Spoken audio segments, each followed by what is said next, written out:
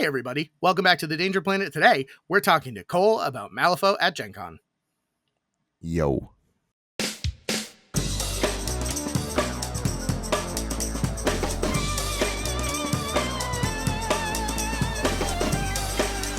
Nice. I think that's probably the one I'll use, like that one the most, but we'll see.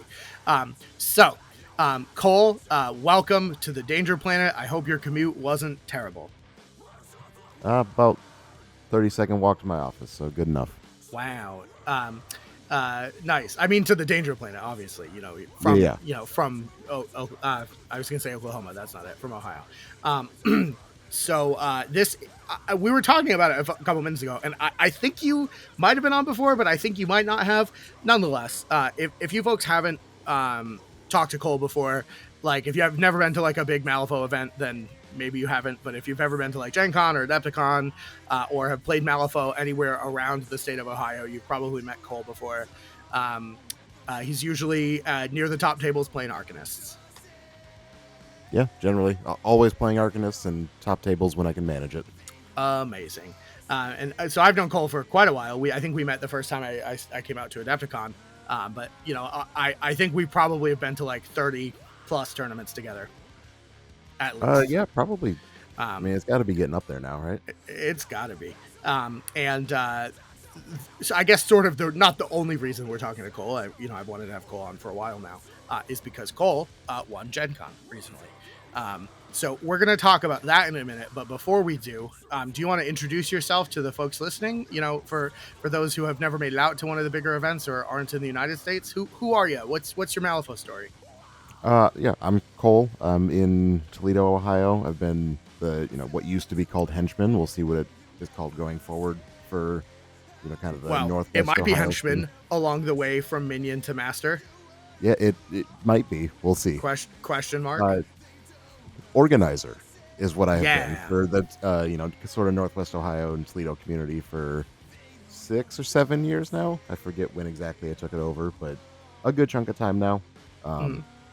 My local store likes to brag that as far as I'm aware, we're the longest consistently running, weekly Malifaux play night in the country. I'm sure someone on the internet will say, nope, actually we've been doing it longer, but I haven't met them yet.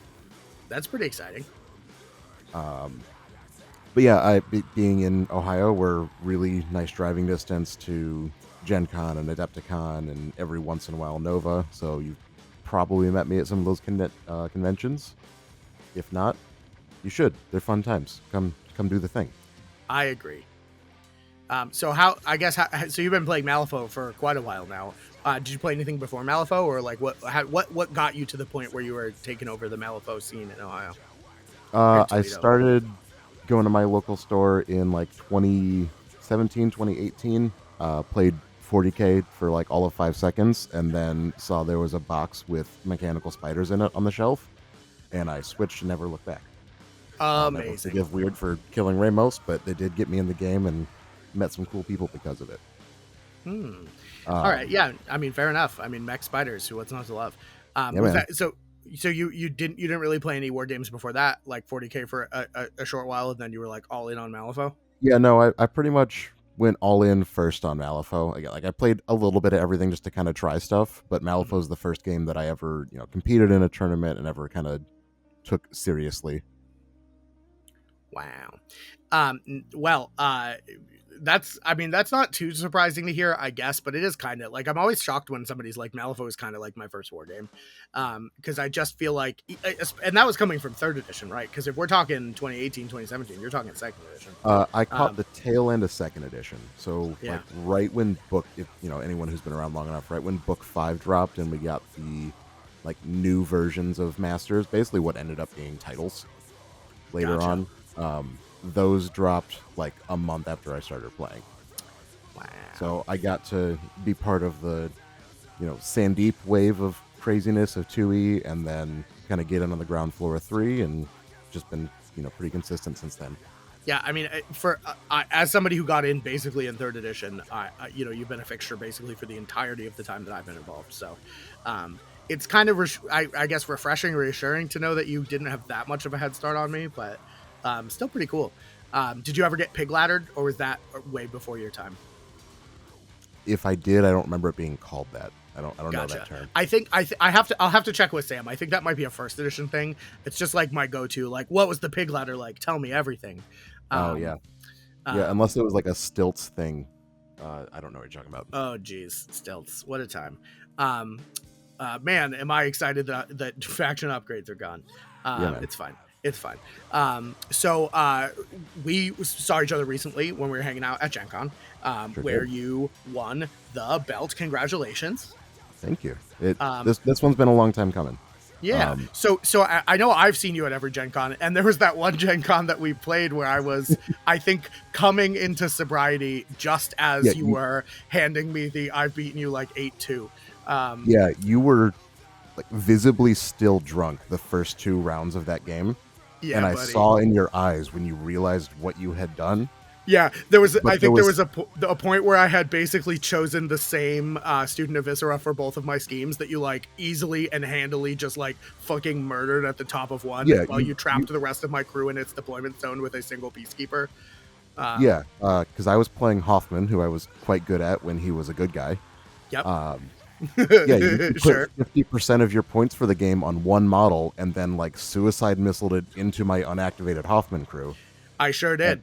and Yeah. then and then yeah, I don't Um, think you left your deployment zone after that. I don't think another model left my deployment zone because I think we were on corners in the terrain. Basically, there was like one thing that I could get through, and then a big Yep. opening, and And I just that parked the peacekeeper peacekeeper took there. over the big opening. Yeah. I remember. I think I remember looking in the app and realizing that I had chosen the wrong student of Viscera for all of my points when I was about to score something, and I was like, I have lost this game by a wide margin. Yeah. What No, a drunk time. Brandon wrote a check that sober Brandon could not cash. That was Yeah, rough.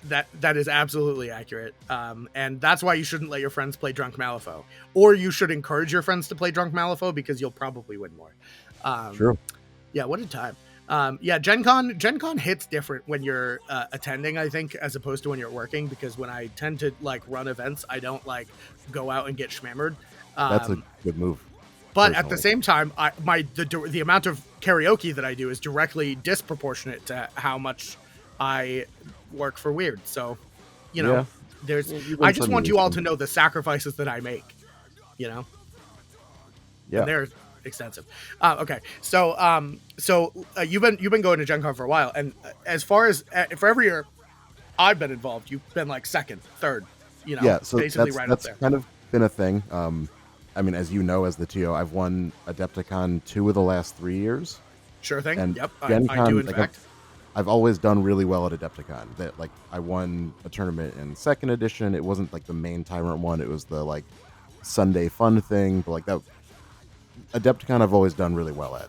Gen Con I've always done really well at, but not well enough. Yeah. I have Well, been I think there's a on the lot to say about doing really well at Adepticon, right? Because Adepticon is like a 5-round serious event, and Gen oh Con yeah, has that shit's always cutthroat. been a 3 Like round. uh, And so with 3 rounds, you really like it. You can be undefeated and you still don't win. Yeah. In fact, right. we've had years where you could be undefeated and you don't even podium. Yeah, no, I think I won all of my games and still was like 4th or 5th one year. Yeah. But yeah, so Gen Con has kind of been my white whale for a while because yeah, I am almost every year, not every year, but more often than not in second or third place, but have just not taken home that belt until this year. So it was super cool for me to do it, first one of the new edition and kind of start Yeah, things buddy. off right. Yeah, and I will say it was fucking close.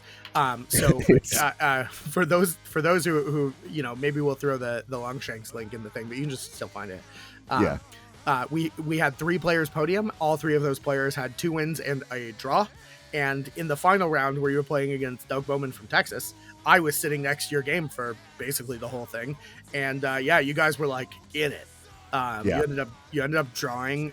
If I'm not mistaken, it was like 6-6 or 5-5 or something like that. Yes, 6-6 tie. Yeah, And then 6-6 I only tie. took first place because I had one better differential from previous games. Yep, sure did. And had you had one less differential, then like total victory points accumulated, you would have lost it if you had tied to Doug, because Doug over the course of the tournament got 1 more victory point than you. Yeah. So I mean, it's about as close as you can possibly get it. Yeah, I very few Malifaux events have been decided by less than that, which sort of, I don't know, I guess sort of makes Gen Con more fun or more less fun or more elusive or harder to win. It's hard to tell. It does a lot to it, I will say. Yeah. But let's talk. I guess let's talk rounds real quick, if you don't mind, because this is kind of the first coverage of like a big-ish, fourth edition event, right? We didn't really have one before this. So in round one, it looks like you were playing Stephen Michael Patrick, and we were playing standard on Boundary Dispute. Stephen Michael Patrick is one of the Ohio folks. They are great. I've been at many tournaments they've been at, and they were playing. I think they're Illinois, aren't they? Like Chicagoland? They're not Ohio. Chicago. What did I say? You said Ohio. Oh, sorry. Ohio and Illinois are both suburbs of Boston, so it's hard to keep track. Fair enough. Yeah, that's hard to argue with, I guess. Yeah, if you've ever played Malifaux at a big event, you know that this is true. So we're at it. So yeah, sorry, you're right. They're Illinois. They're in Chicago specifically. Yeah. I think if I'm not mistaken, and I might be, I think they came to one of Joe's basement tournaments. Joe has like a really fancy finished basement. Sometimes he has tournaments in it. I haven't heard about these mythical basement tournaments. Yeah, I mean, you got to keep it pretty small, I guess. Yeah. No, we had 25 people last time. Oh, wild. Yeah, but it's very exclusive. Joe? Yeah. No, it's so exclusive, Cole. Like you don't even know. I can't even tell you why I'm on the list. It definitely doesn't have anything to do with that kidney. Yeah, maybe this makes it into the final episode. Maybe I cut this. I don't know. We'll see how much of this makes it. But yeah, so you were playing as SMP is their nickname, which I like. And they were playing Dreamer Fast Asleep. How did that game go? It went really well. I was playing Karis Iron Threaded. 1 second. Kit. Oh, okay. Never mind. So I was playing Karis Iron Threaded. Yeah, like I've played against some Dreamer. My partner Trisha also is a Dreamer player, so I hadn't played against it a ton. And then we also have Scott in our local meta who. Oh yeah, Scott's not. No, Scott's not Grandpa Neverborn. That's John. I mean, they both kind of fit it. We affectionately call him the dad of Malifaux. He's on the Breach Burnt podcast. He goes to as many, if not more, tournaments than I do. So.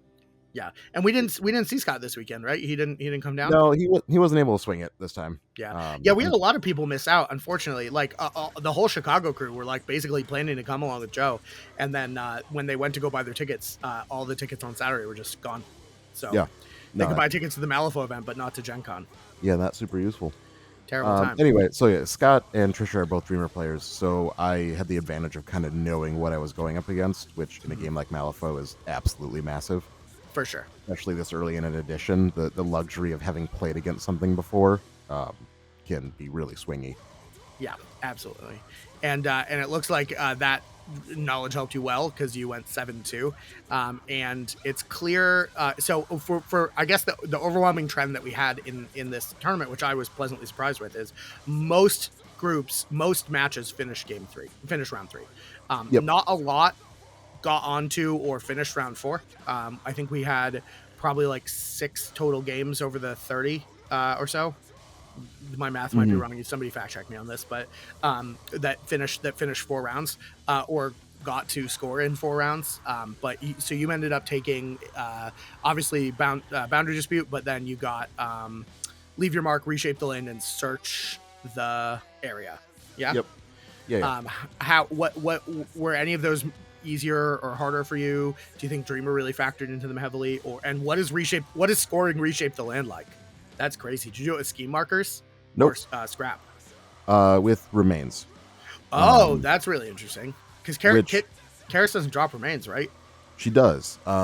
It's kind of a weird thing that I've pretty vocally complained about in the beta. Previous versions of Karis used remains to summon arachnids and among other things. Okay. Her crew got reworked to no longer actually use the remains for anything, but there's still a bunch of effects that drop them. So they're only good for scoring Reshape the Land. So that's wild. It's still like good because it gives me a way to score something I otherwise wouldn't be able to, but it's the only thing it does, except for like one action on Boilermaker that I've never used. Wild. I expect maybe that in the final week of beta changes we'll probably see something with that. There might have been a note in it about this week. I haven't looked yet. But at this point, I would. It's been like this for about a month, so I'm expecting it to stay. Again, it doesn't get in the way of anything. It's just is kind of weird. I wonder why they do that. Yeah, that is kind of I ended strange. up not scoring Reshape the Land, if I remember correctly. I'm trying to see if I have the game still in the app anywhere, Oh, but I don't see it. hypothetically, I have the sheets kicking around, but they're on my phone, which I've unfortunately left in the other room, so I'm just not going to bother. Yeah. But yeah, that's really interesting. Yeah. So yeah, Um, playing against Dreamer definitely factored in an amount. Fast Asleep has these really cool under the bed markers he makes that yeah, lets they anyone sure do. interact through them. You can also attack through them, but I think that's kind of a in case of emergency thing. You should Yeah, really for be sure. interacting through them for the most part. Yeah, and they Um, as far as I'm currently aware, and I believe how we ruled multiple times at the event was, not only can you interact with them, but picking up and dropping bombs through them, I think, yeah, is a absolutely. thing, I I don't which is see any pretty reason crazy that for a doesn't plan. work, and that makes Yeah, Dreamer really strong into it. sure Um, does. But that that's more of an next round. But yeah, yeah, wow. Yeah. So you managed to get that game 7-2. Looking at your second round game, you were playing unfortunately against Trisha. yeah. Um, yeah. So Um, yeah, we like opposite what most people will think. We don't actually play each other all that often. We try to avoid it because we'd rather play other people. yeah. Um, but we've been dating for like 8 years, and I have been playing Malifaux with her for like 7 of those. Sure. So pretty aware of how she plays, and she played the same exact master and title that SMP played the round before. Yep. Yep. So I was really familiar with what that crew was going to do going into it. Yeah. Um, I played the same Karis list. I didn't change anything. I figured this worked pretty well the first time. I'm just going to send it. Yeah, and you ended up scoring even in 3 rounds. You ended up scoring basically max points, Yeah. breakthrough, assassinate, and detonate. Um, and you it ended up. I think Trisha ended up on 3, right? So like Yeah. That sounds right. you crushed it for sure. Were you? I guess were you worried at all about the dreamers like severe like super good playing explosives, or did you just not get the markers off? Like what's the So I was absolutely worried about it.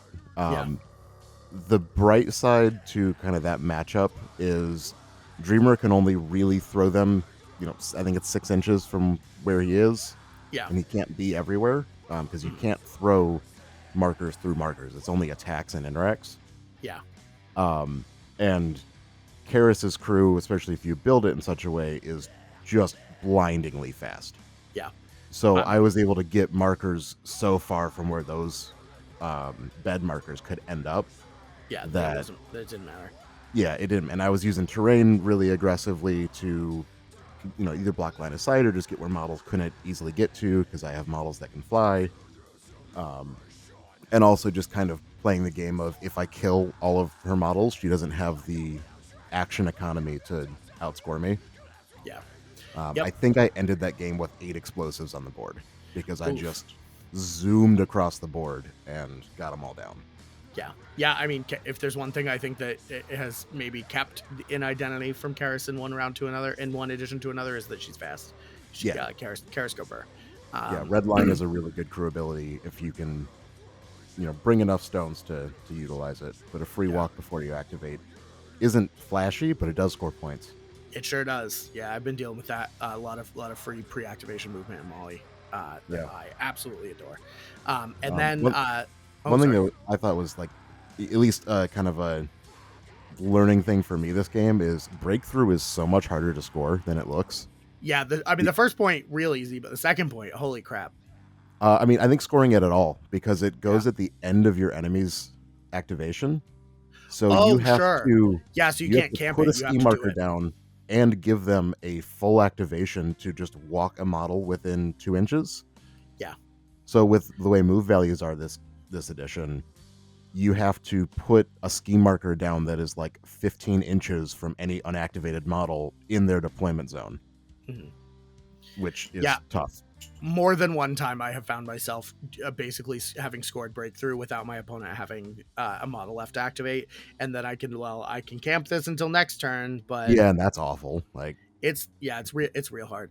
yeah, And I think activation control is going to be a big deal with some of the schemes that do that. There's at least one other one that's super. Oh, is it ensnare? I think I've done ensnare that way too, where I'm like, all right, you're ensnared, and then I look down at the board and I'm like, fuck, you're out activated. yeah. That one's a little easier, I think, because you can set it up where two different models are qualifying, so they can Yeah. only move one kind of thing. But it's Yeah, and so I think trivial to it's a deny lot easier breakthrough. because they can't just turn it off by being near it, right? Right. And there's a lot of ski markers that just don't count for scoring if there are enemy models near it in this edition. Yeah. In this Gaining Grounds, I should say, not edition. Yep. Yeah, wild stuff. Wildfire. And then you changed it up in going into round 3. So you're playing against Doug Bowman because you guys were the only undefeateds left in the tournament. I think at that point everyone else had a draw or less. Yep. Because the only other person that ended up going undefeated or pseudo undefeated, well, undefeated, they weren't defeated, was Yes, Wolfbun. undefeated He by had the his strict definition. yeah, he ended up drawing Nathan Linder in round 2. Yeah. So how did your game with Doug go? And also you swapped to Sandeep? Question mark. Yeah. So I knew my game with Doug was going to be, realistically my hardest one of the day. SMP, great player, but admitted before the game started this was only their second game of 4th edition. We had that conversation right as they had come in to the tournament. They're like, I think I played like 1 game total so far, and I was like, oh boy. And it was like months ago. So and it was months ago. So yeah, I mean, great player strategically, but didn't have the reps for me to be like, oh man, I'm super worried about this. Because I knew Dreamer, I knew they were newer. Like, I won't say I wasn't taking it serious, but I wasn't, sweating that much. Yeah, I mean, going even from 3rd edition and before, I think there's one thing that still holds true about Malifaux, and if you want to do well, reps are the most important thing. Play a wide margin, knowing what your opponent has. Reps, play your own crew. That's the most important thing. For sure. And then going up against Trisha, I knew what that game was going to be. Yeah. And then going against Doug, Doug won I think the last 2 Gen Cons. And certainly the last one for sure, but I wasn't involved in the one before that. That was the one before last was the one where we played and I was inebriated, so I have no memory. Fact check me if you want, but I think the last 2 Gen Cons, but at least the last one, he's a really good player. And there was a third thing that I forgot, but anyway, I knew it was going to be my hardest game of the day by a pretty wide margin. I didn't swap to Sandeep because of Doug. That was just kind of my plan for the day. I think Sandeep is really strong into Informants specifically because of his crew card. I hadn't played the version of it that was live at the tournament. I played the previous version that was way stronger. Sure. So I still think Sandeep is excellent at Informants, but it turns out so is Cooper Huntmaster. Yeah, he is. Like, yeah, dude, those Jesus Otaku Christ. don't fuck around. It's crazy. No, I had not heard anything about Huntmaster during the beta process. We've got a local player who's big into Cooper, but he's big on, big 5 damage gun Cooper. Oh, sure. Yeah, I played against Huntmaster in the final round of the tournament I did 2 weeks before, so I was aware. Because I had to molly into one. And it was so I got pretty blindsided by that because I didn't even know what he did, let alone how good he was at doing it.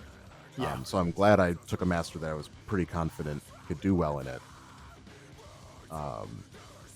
Sandeep has a million ways to move models around. I think the crew I brought, which wasn't anything fancy, it was just kind of the things you bring in his crew. Every single model has a way to move friendlies, enemies, or both.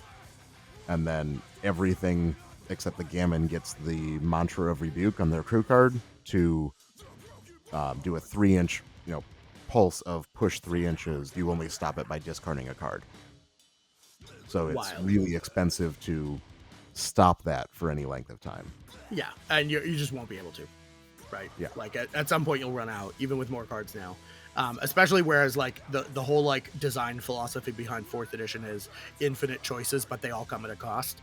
I think that we're going to see abilities that do that become more and more prominent, and like being able to really decide when to pay those costs and when to not pay those costs is going to be like the bread and butter of like skill expression, I think, in fourth edition. Yeah. The game didn't go the way I thought it was going to go. I didn't get as much opportunity to use that mantra of rebuke as I was kind of banking on. Yeah. Whether it was on purpose or not, I think it was. But Doug did an excellent job of always having like 2 to 3 cards in his hand near the end of the turn. Mm-hmm. So it was one of those I would need to do it twice, and none of my models were positioned in such a way that I even could do it twice. So it's like, okay, I can waste an activation trying to push you off this informance marker, but if you want to, you can stop it, and then that model did nothing. Or I can try to go do something else. And yeah, those Vitagi just go nuts. Yeah, dude, they fuck exceptionally hard. Yeah. Maybe they'll get toned down a little bit in the next week. I hope they do. That's kind of crazy, but who can say? So you guys ended up tying 6-6. Also, just in case I didn't mention it, because I don't think I did, round 2 was play explosives on flank, and this was informants on wedge. So you guys were right in the action right away, and you guys were playing on the Dreamer table. I have a picture. Yep. Maybe I'll put it up now. Future Brandon didn't do that. We did it. But so at the end of the day, things shook out with 3 players at 2 wins and a tie. You and Doug obviously tied 6-6, and you snuck it through with an extra diff, and that's how the cookie crumbles. Yeah, and I mean, I feel like snuck it through is a good way to phrase it. I think it was like going into turn 3. I think it was like 5-2 would make sense. Yeah. And then you just caught up right at the I just barely caught up because Doug took breakthrough thinking it was going to be easy, and then it wasn't. Breakthrough's a hell of a drug. I think I was there when you had the guy there, and it was like not quite my guy. I think you'll find I have a model next to that marker. Like Doug underestimating breakthrough is realistically the only reason that ended in a tie. I think if we had played 4 turns, I had some pretty good, options on my next schemes to do. Like anything could have happened after that. Yeah, for sure. The tie up, when the game ended, was literally just because breakthrough is so difficult. Yeah, and I'm really interested to see where the game goes, because like one thing, can I just say, I'm really excited to see most play. Like if we were playing on chess clocks, I think that once people get used to the edition, then they will have a full 4 turns always. I think so. And I think assuming that we don't get crazy and say like 1.5 hour rounds, 45 minutes per player, but if we keep it, 2 to 2.5, I think once people are seasoned. The way I see it, this first tournament where everything is not even out of beta yet, almost every game went 3 turns and some went 4. Yeah, and more went 4 than 2. I'll say that as well. Right. And like, so, I think also like my numbers are a little bit off, because like your second round, you guys like, you did 4, but I only have a couple of schemes to express. We need to update the score sheet just a little bit, because there's like a lot of people were just reporting schemes that they scored on and not leaving ones that they didn't score out. So my what turns you got data is a little bit lower even than in the 3 to 4, and almost everybody made 3. So so I think on mine I had scored 6 points by turn 3 on schemes, so there wasn't a point in picking a 4th one. So maybe that's what. Yeah, I mean that's also the I think a problem with the score sheet format, but that's like small fish. We'll get that going. But it is definitely heartening to see at the end of this first big tournament that we're in such a good position time wise, and I really look forward to seeing. One, not only seeing people finish as a TO, but when I'm playing in competitive tournaments, having a break in between rounds, Yeah, maybe even finish a little bit earlier so you can like take a breath and not just be rushing to pack up your shit and get to the next table. Fuck yes. Preach. I'm most excited to like have most people finish games, because it always sucks when it's like, yeah, I definitely could have won this if we went one more turn like we were supposed to. Yeah, and then, but instead we're drawing, or if you're playing like a late game crew, I lost. That is absolutely the worst, and I think we saw like a lot of the top tier like tournament leanings lean specifically away from certain masters and certain play styles, because you can't guarantee finishing a game, right? Even on clocks, like your opponent still has so much to do with whether or not you can actually get to the final round and play it through. There's just no way. you know. Yeah. And we basically, I don't know how things are going to change in like recommendation end times, right? But we were cutting this 15 minutes earlier. Don't start a new turn, which is exactly what it was for GG4 in third edition, and that might shrink too, which might mean things go, as especially as you know, in most games models will be dying, so there'll be less things, so turns will get shorter and shorter as you go. So sky's the limit, but I think we're really in a reassuring place given how up in the air everything is and how well everyone did time wise. Yeah, I agree. Like, I think the devs kind of identified how long the game takes as one of the biggest problems with 3E, and a lot of the choices going into 4 were to reduce that issue. Yeah, And for sure. yeah, like it's still too new to know if it really worked, but I think we're at least moving in the right direction. Yeah, and I think that I sort of mentioned this before, but I think a lot of the design choices are really like opening up options and making people pay taxes for what they want to do, and you know, Yep. really allocate their resources. Like resource allocation is going to be like the masterclass series in this, where like in third edition it was like how to kill things with focus. Now it's like Yeah. how to effectively manage resources is like the thing that is going to really put all of your bang for your buck at like the one skill to focus on. And I think that it's going to be deceptive for a little while because that's such a difficult skill to master, and also is the skill that leads to analysis paralysis or AP Yeah. issues.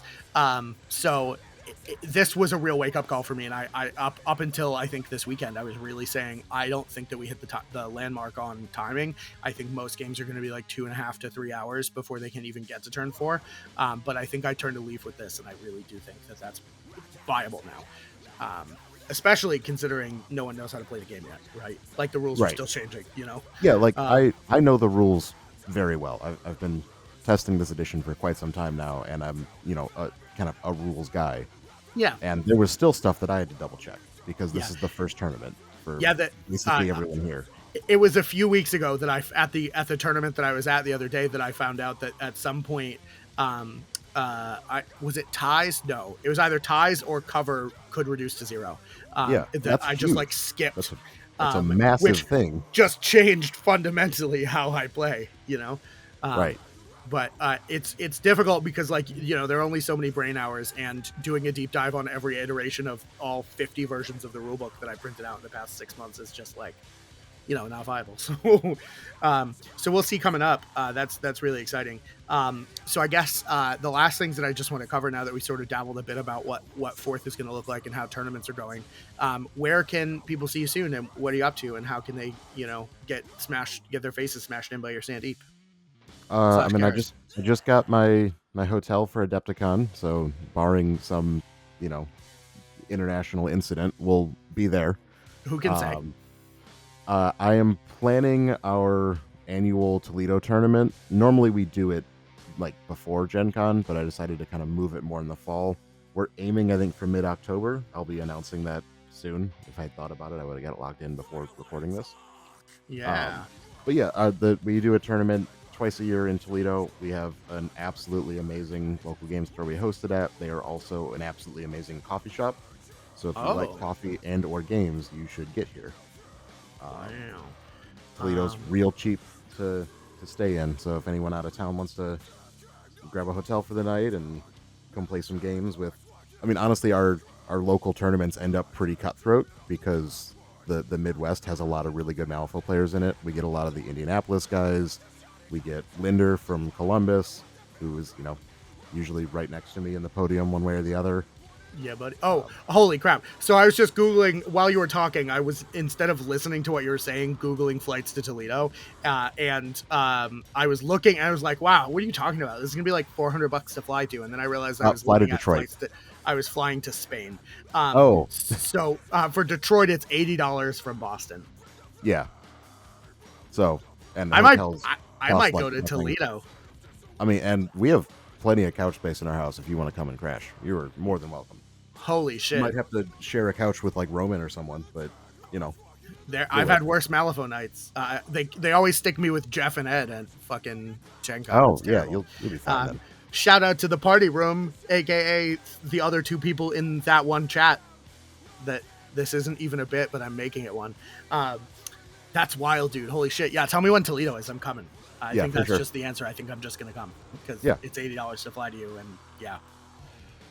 Wow. But anyway, yeah, like I'll be at Adepticon. I'm hosting that tournament when Indianapolis or the it's like kind of Central Ohio Columbus guys host a tournament. I'll probably be to those. God help me, I'm going to go to Good Things Happen next year because that's an amazing event. Everyone should throw lots of money at. I just Yeah, haven't been able buddy. to physically make it there yet. Yeah, I've been trying for the last 2 years, and something always comes up. My car fucking literally exploded this year, Yeah. like 2 weeks before, that didn't end up working out. But this year, 2026, I'm coming to Good Stuff Happens. I want good Yeah. stuff to happen. All of these tournaments, you should absolutely come. You should definitely come to Adepticon. You should definitely go to Good Things Happen. I'm probably going to Toledo. I just found out. But I guess the one last thing I would say that Cole might want to plug is if you've been listening to the the background music and be like, wow, this is really strange. That's not normally the Danger Planet background music, is because it's Cole's music. Yeah, so I'm in a band called Death-Hex. It has nothing to do with Malifaux, but it's another thing I do. We do really weird deathcore, progressive metalcore stuff. Yeah, man. We play like all over the Midwest. So like next week we're playing in Columbus and in Pittsburgh, and then we're going into the studio this fall to do another EP and shoot another video and all that cool stuff and do the thing. Yeah, buddy. Yeah, well, hopefully I'll throw the link in. If I don't throw it in the description because I forget, just like shoot me a message and I'll throw the link in the comments to some of your videos. Yeah, for sure.